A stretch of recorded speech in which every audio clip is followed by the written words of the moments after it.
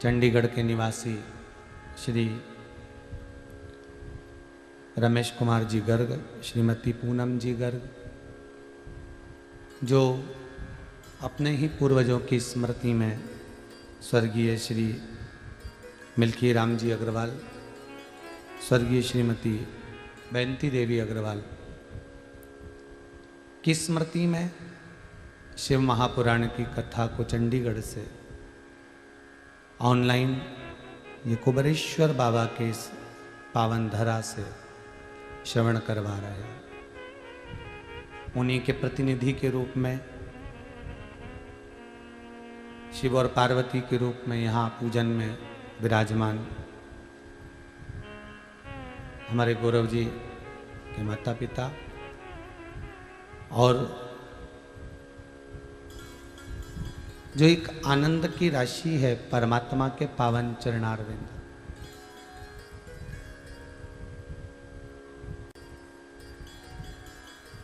उन चरणारविंद का रसास्वादन करती संपूर्ण विश्व की धरा पर विराजमान आप सभी शिव भक्तों को नमन करते हुए आज कथा के प्रथम दिवस में अपन प्रवेश कर रहे हैं।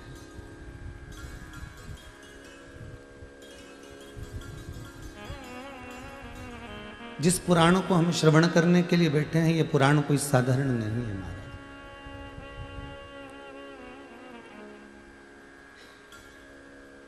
ना जाने कितने कितने जन्म मनुष्य के निकलते चले जाते हैं और उस जन्म में वो परमात्मा को पाने के लिए बिलखता है।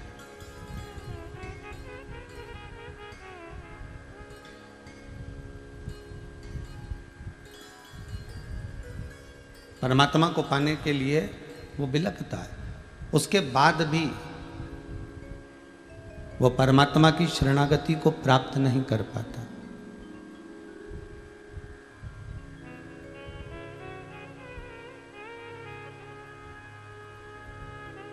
और परमात्मा की शरणागति क्यों नहीं मिलती?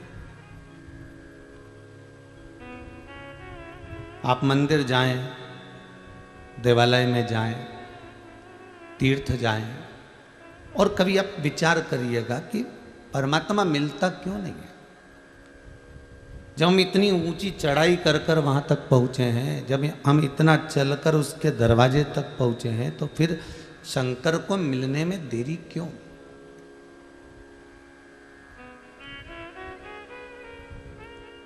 वो किस लिए नहीं मिलता?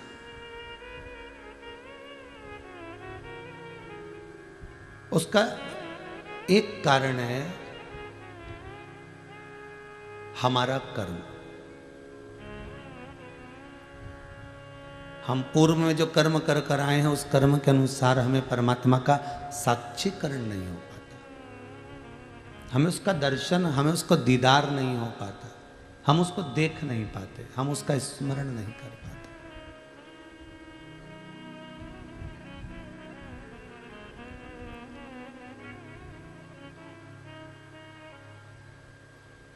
पहले जो कहा इससे पहले वाली कथा में कि मंदिर जाने से, तीर्थ जाने से, कथा में जाने से या कथा को श्रवण करने से व्यक्ति का पूर्व में किया हुआ जो कर्म है वो थोड़ा थोड़ा भजन करने से, स्मरण करने से, नाम जाप करने से वो कट जाता है। जो पूर्व का बेकार कर्म है वो केवल भजन से कटेगा।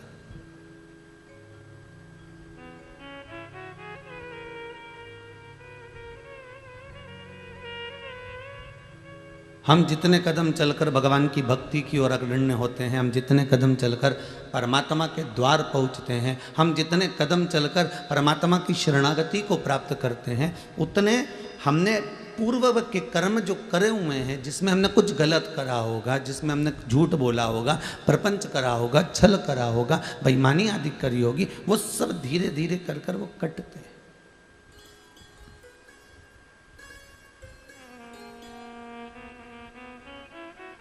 मत बुरे कर्म कर बंदे वरना पछताएगा, भगवान की आंखों से तू बच नहीं पाएगा, तू बच नहीं पाएगा।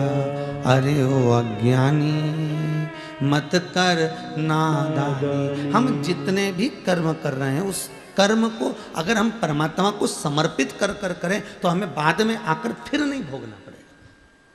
फिर वो वाली कथा याद कर लीजिए जिसमें कहा था कि हॉस्पिटल में पड़ा हुआ व्यक्ति बहुत दिन तक अगर पड़ा रहता है, हॉस्पिटल में बहुत दिन तक पड़ा हुआ है, तो फिर वो डॉक्टर से कहता है साहब मेरी दुकान चलाने वाला कोई नहीं है, मेरा घर चलाने वाला कोई नहीं है, डॉक्टर साहब आप एक काम करिए कि ये सब दवाई वगैरह मुझे लिख दो, ये बॉटल भी मैं घर चढ़वा लूँगा, ये इंजेक्शन भी मैं घर लगवा लूँगा, मैं टेबलेट भी घर में ले लूँगा, जांच भी घर पर करवा लूँगा। अब तो अब मैं यहाँ हॉस्पिटल में नहीं रह सकता, अब मैं नहीं भोग सकता, अब मुझे आप थोड़ी सी दवाई लिख दो, आप पर्चा बना दो, मैं इसको लेकर चले जाता हूँ और अब मैं वहाँ पर घर पर सब ले लूँगा, घर भी देख लूँगा, दुकान भी चला लूँगा और घर को भी साथ लूँगा। आप मुझे थोड़ी सी दवाई आप लिख दीजिए, थोड़ा सा आप मुझे लिख दीजिए। आपको जो लिखना है, बॉटल लिखना है बॉटल, औषधि लिखना है औषधि, जो भी आप लिख रहे हैं मुझे लिखकर दे दीजिए, मैं उसको घर पर चढ़वा लूँगा। डॉक्टर ने कहा हम छोड़ तो देंगे, हॉस्पिटल से छुट्टी भी दे देंगे, आपको मना नहीं है महाराज, हॉस्पिटल से हम छुट्टी भी दे देते हैं आपको और हम आपको भेज भी देते हैं।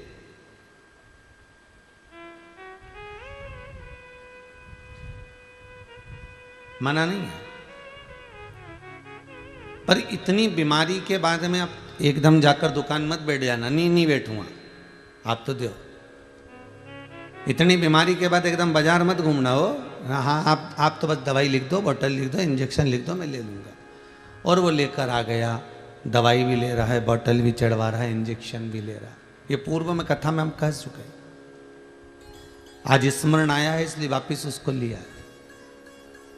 अब घर पर आकर अपने दवाई गोली ली, इंजेक्शन लगवाया, बोतल चढ़वाई, अब घर पर ट्रीटमेंट ले रहे हो तो ठीक हो रहा है।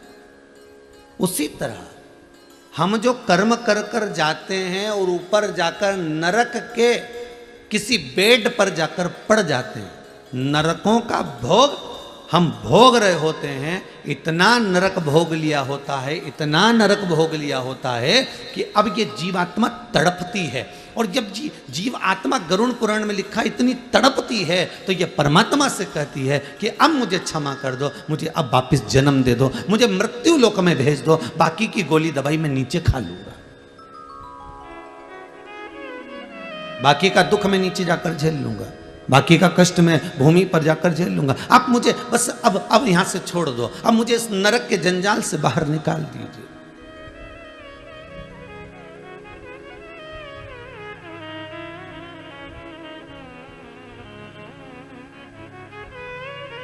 और इस नरक से मुझे जब आप बाहर निकाल देंगे, इस नरक से आप मुझे जब छोड़ देंगे, मैं मृत्यु लोक में जाकर जो थोड़ी बहुत ट्रीटमेंट है, थोड़ी बहुत दवाई, थोड़ी बहुत बोतल, थोड़े बहुत इंजेक्शन लेते रहूंगा। तो यहाँ मृत्यु लोक में कई लोग कहते हैं महाराज जी ये तो बताओ कि हमने पूर्व में कौन सा कर्म किया जो आज आकर हम भोगना है। ये भोग क्यों रहे? क्योंकि ऊपर नहीं भोग पाए पूरा तो नीचे आकर भोगना पड़ रहा है। वहां से हाथ पैर जोड़ के तुम छुट्टी करा के लिया है क्या? हमें अब हॉस्पिटल में नहीं रहना, हमारी तो छुट्टी करो, हम तो नीचे जाके बोतल चढ़वा लेंगे, हम तो नीचे जाके इंजेक्शन ले लेंगे, हम नीचे जाके ट्रीटमेंट सब करवा लेंगे, पर आप हमें छोड़ो। भगवान ने भी कह दिया जैसे हॉस्पिटल छुट्टी करा कर ले आते हो, ठीक नहीं हुए तो भी छुट्टी करा कर लिया, उस नरक से भी जीव त्राही त्राही करता है, बहुत रोता है, बिलखता है, चरणों में पड़ जाता है, विनती करता है कि मुझे इस जंजाल से मुक्त कर दो, और भगवान उसको मुक्त कर कर भेज भी देता है। तो भगवान कहता है दवाई तो लेना पड़ेगी ना, तो कि नीचे जाकर ले लूंगा। तो ये जो हमें दुख मिलता है, ये तकलीफ आती है, जो कष्ट मिल रहा है,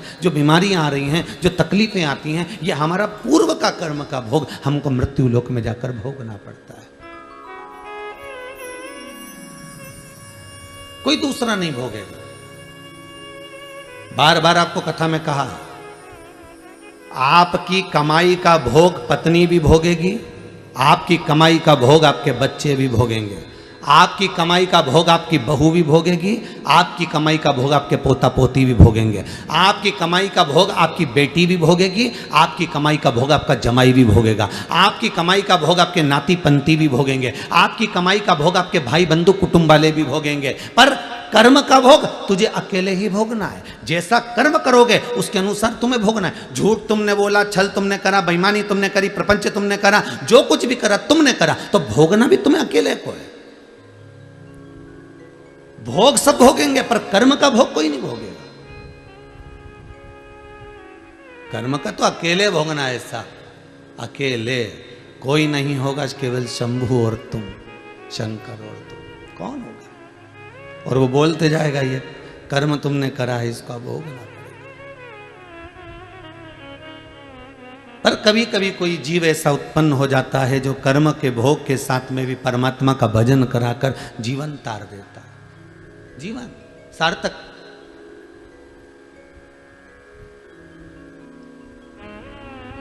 ये जो आनंद की अनुभूति है, ये यही सुख देती है, ये दूसरा कोई सुख नहीं है। आज हम अगर भोग रहे हैं, थोड़ा सा कर्म अगर हमको मिला है, कोई राशि ठाट मिला है ना, तो भी समझ लेना भगवान की बड़ी कृपा हुई हो। कुछ खाने को अच्छी गुलाब जामुन, रसगुल्ला, इमारती जलेबी मिल रही है तो भगवान को धन्यवाद देते रहना हो कि ये भगवान बड़ी कृपा करी है तुमने। मनुष्य से तो जोरदार पक्षी होता है साहब, जितनी बार दाना चुगता है उतनी बार भगवान को नमन करता है, मुंडी झुकाएगा। दाना जब चुगेगा, चुगता जब है जब मुंडी उस सरकार के आगे झुका देता है। किसके आगे? उस परमात्मा के आगे। मनुष्य से अच्छा तो पक्षी है जो जब जब दाना चुगता है, चुगने से पहले अपनी मुंडी को झुकाता है कि परमात्मा तुझे धन्यवाद है जो मुझे खाने के लिए एक दाना तो दिया है तुमने, एक दाना मुझे दिया। वो पक्षी बार बार जितनी बार दाना उठाता है उतनी बार मुंडी झुकाता है, अपनी गर्दन को, अपने मुख को, अपने शीश को झुका देता है। उस दाने को उठाने के लिए नहीं झुकाता, वो परमात्मा को धन्यवाद देने के लिए झुकाता है कि तेरी कृपा से मुझे ये दाना खाने को मिल रहा है। अब ये तो पक्षी हुआ कि जब जब खाता है तब तब वो अपनी चोंच को, अपनी मुंडी को, अपने गले को, अपने शीश को बार बार झुका रहा है, परमात्मा को बार बार धन्यवाद दे रहा है। वो परमात्मा के आगे मस्तक को बार बार झुका रहा है, बार बार प्रणाम कर रहा है कि तेरे बल पर मुझे एक दाना खाने को मिला, तेरे बल पर मुझे ये दाना खाने को मिल रहा। जितनी बार पक्षी शीश झुकाता है उतनी बार मेरे बाबा विश्वनाथ को, मेरे शंभू को, मेरे ओघड़ी को, मेरे त्रिकालदर्शी, मेरे कैलाशी, मेरे अविनाशी, मेरे कुबेर भंडारी को बार बार धन्यवाद देता है। और एक इंसान दिन भर खाता है पर धन्यवाद देने का टाइम 2 समय बना रखा है। हम 2 अगरबत्ती सुबह लगा देते हैं, शाम को दिया लगा देते हैं, उतनी देर में भगवान का कोटा पूरा कर देते हैं। मतलब भगवान को भी काम के रूप में यूज कर रहा है।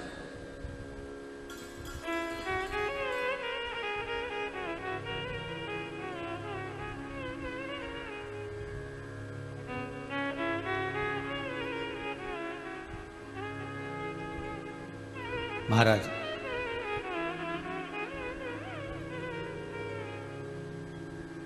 केवल मंदिर जाने पर परमात्मा कभी नहीं मिला रे बाबू।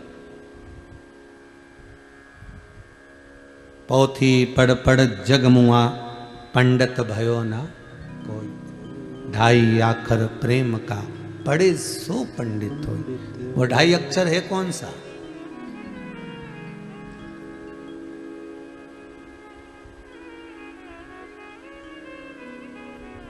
कौन सा है 2.5 अक्षर प्रेम का जो पढ़कर जीव परमात्मा का हो सकता? और वो 2.5 अक्षर कोई दूसरा नहीं, वो 2.5 अक्षर केवल आपके हृदय का, मन चित्त वृत्ति को किसी भूखे के भोजन में, किसी प्यासे के पानी में,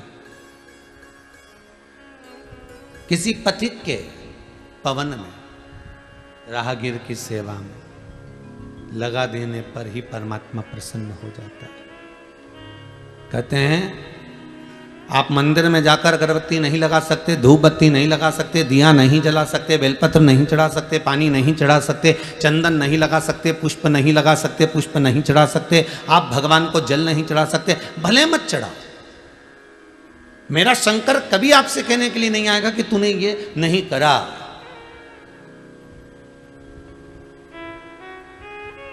कभी नहीं कहेगा।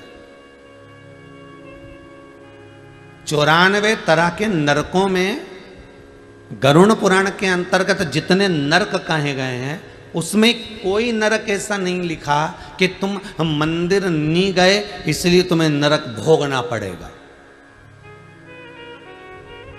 सारे नरकों में ऐसा कोई नरक नहीं लिखा कि तुम मंदिर नहीं गए इसलिए नरक भोगना पड़ेगा।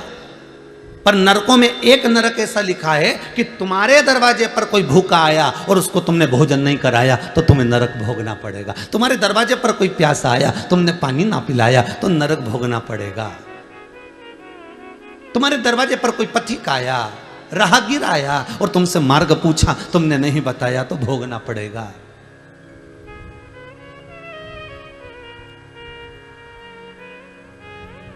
तुम्हारे दरवाजे पर गौ माता आई, एक रोटी ना दे पाए, दरवाजे पर रात भर कुत्ता भौंकता रहा, तुम्हारी चौकीदारी करता रहा, क्योंकि उसको एक रोटी इस दरवाजे से मिलती थी और वो नहीं दे पाए तो नरक भोगना पड़ेगा। किसी वृक्ष के नीचे चींटियां बहुत सारी हो रही है, थोड़ा सा जाकर आपने एक भाग नहीं डाला, नरक भोगना पड़ेगा। वो आस लगाकर बैठी हुई, बहुत अरमान लेकर बैठी हुई, उसके बाद भी हम उसको कुछ ना दे पाए। गरुड़ पुराण में ये नहीं लिखा कि आप मंदिर नहीं जाओगे तो नरक भोगना पड़ेगा। गरुड़ पुराण कहती है कि किसी पथिक को, किसी राहगीर को, किसी भूखे को, किसी प्यासे को, किसी अन्य को जिसको जरूरत है उसको नहीं दे पाए तो भी नरक का काम, तो भी नरक है।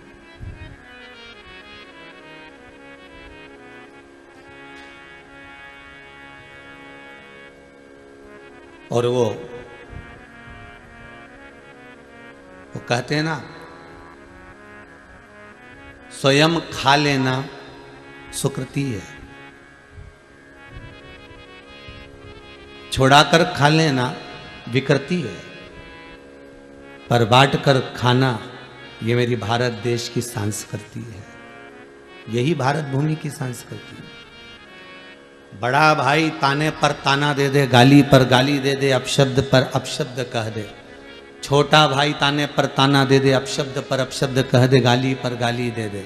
देवरानी कितनी भी गाली दे, जेठानी कितनी भी गाली दे, ननंद कितनी भी गाली दे, सास कितनी भी गाली दे, अपशब्दों पर अपशब्द कह रही हो, वाणी पर वाणी कह रही हो, गाली पर गाली दे रही हो, पर फिर भी आपकी चेष्टा, आपकी एकाग्रता, आपकी चित्त वृत्ति, आपका मन, सास गाली दे रही है बहू को, वो दे। बहू अगर कुछ कह रही है उसकी मर्जी, वो कहे, मना नहीं, पर निवेदन इतना है, उसके कर्म, उसके कर्मों का भोग उसको भोगना ही है, भोगना ही पड़ेगा। कितना सुंदर लिखा है महाराज। एक संत से, एक गुरु से पूछा गया कि एक कुत्ते ने पूछा एक गुरु के पास जाकर, गुरुदेव मेरी वाणी को आप समझने का प्रयास करिएगा। गुरु बहुत जल्दी समझ जाता है, गुरु गुरु होता है, सतगुरु सतगुरु होता है।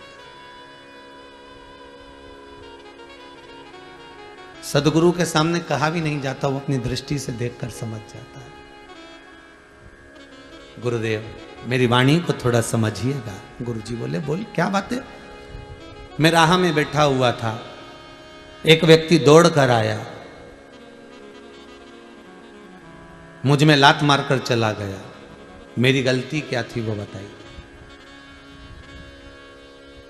कभी कभी आपके साथ में भी हुआ होगा, कुत्ता बीच में बैठा होगा या कुत्ते का बच्चा बीच में बैठा होगा और आप जाते जाते उसको लात मार दिए हैं, आप जाते जाते उसको कुछ कर दिए हैं और उसको डंडे से मार दिया, पत्थर मार दिया, लात मार दिया, मान लो आपने कुछ कर दिया है उसके लिए, तो वो कुत्ता गुरु से पूछ रहा है मैंने गलती क्या करी है वो बता। तो कुत्ता कहता है कि मेरी गलती गिनाई जाए, तो गुरु कहते हैं गलती तेरी इस जन्म की नहीं है। हमको लगता है कि हम मनुष्य की देह धारण करें इसलिए हमको दुख ज्यादा भोगना पड़ रहा।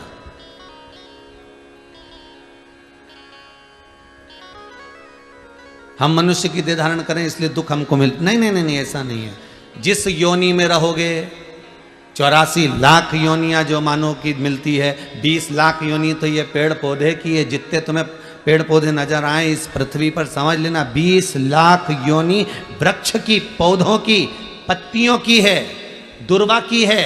20 लाख योनि केवल इन वृक्ष जैसे खड़े ठूट जैसे पड़े रहना पड़ेगा। पानी भी गिर रहा है, गर्मी भी पड़ रही है, ठंड भी पड़ रही है, एक जैसे लोग पत्थर उठा उठाकर मार भी रहे हैं।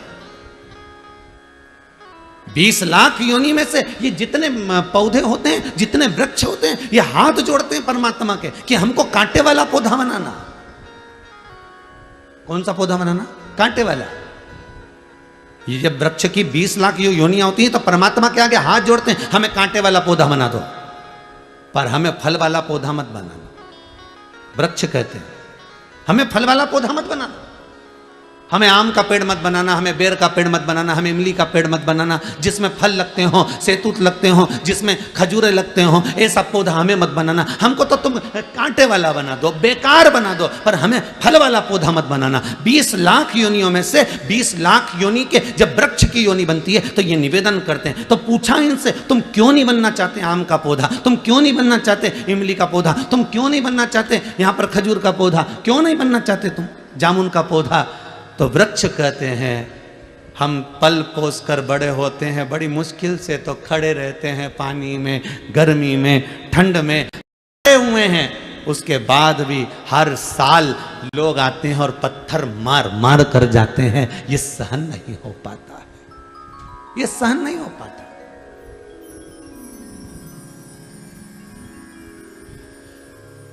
आप में से जितने लोग कथा सुन रहे हैं आस्था चैनल पर, पूरे विश्व में जितने लोग मोबाइल पर कथा सुन रहे हैं, फेसबुक और यूट्यूब पर, इनसे निवेदन करूंगा, यदि आपने अपने घर में, परिवार में, कुटुंब में, कबीले में, रिश्तों में, नातों में कहीं ना कहीं गरुड़ पुराण की कथा सुनी होगी तो उसमें पंडित जी ने बताया होगा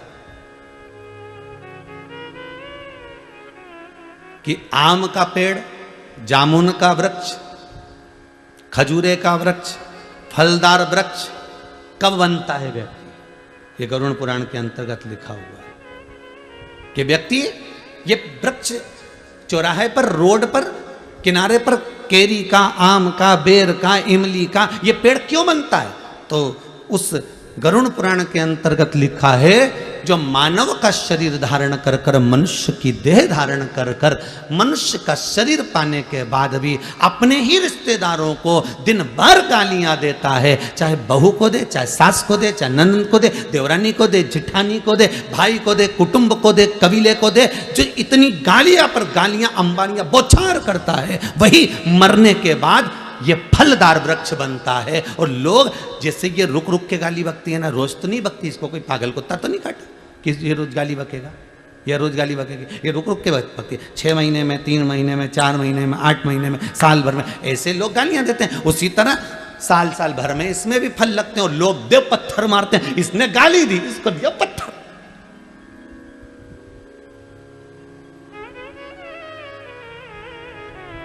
ना सास समझ पाती है कि मैं बहू को गाली ना दूं, ना बहू समझ पाती है कि मैं सास को ताने ना दूं।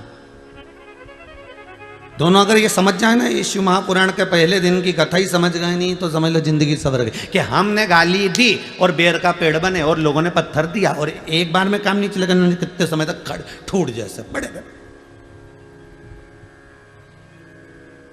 हमने अपशब्द किया, बस वो विक्रम और बेताल की कथा याद कर लो, तू बोला और मैं चला, उतने में समझ जा। हमने किसी को अपशब्द कहा, हमने किसी को ताना दिया, हमने किसी को गाली दी, हमने किसी के लिए अपशब्द कहा, बस समझ लेना इमली का पेड़ बनने वाले हो, बस बेर का पेड़ बनने वाले हो, केरी का पेड़ बनने वाले हो। और ऐसी जगह भगवान लगाएगा कि लोग पत्थर मार के जाएंगे और पत्थर खाए बगैर तुम मानने वाले नहीं हो, क्योंकि तुम्हारे मुख से अपशब्द इतने निकल गए, ताने इतने निकल गए, गालियां इतनी निकल गई कि संबोधन किससे? जैसे तुमने बौछार करी वैसे पत्थर की बौछार होती।